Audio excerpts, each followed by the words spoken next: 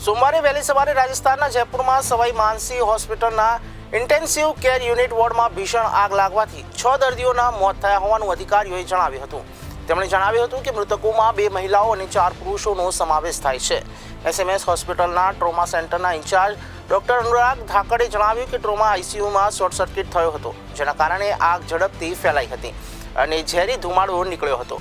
Doctor ધાકડે જણાવ્યું કે trauma આઈસીયુમાં 11 દર્દીઓ હતા, જ્યાં આગ લાગી અને ફેલાઈ ગઈ।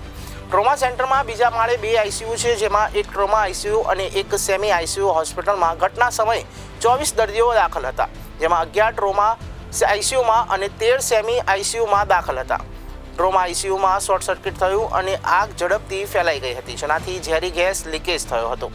હોસ્પિટલના એક અધિકારીએ જણાવ્યું હતું કે મોટાભાગના ગંભીર દર્દીઓ બેભાન થઈ ગયા હતા, ત્યારે અમારી ટ્રોમા સેન્ટર ટીમ, અમારા નર્સિંગ અધિકારીઓ અને વોર્ડ બોયઝે તાત્કાલિક તેમને ટ્રોલીમાં લોડ કર્યા અને આઈસીયુમાંથી બહાર કાઢ્યા હતા। તેમને અન્ય સ્થળોએ ખસેડવામાં આવ્યા છે, ત્યારે 6 દર્દીઓની હાલત ગંભીર હતી।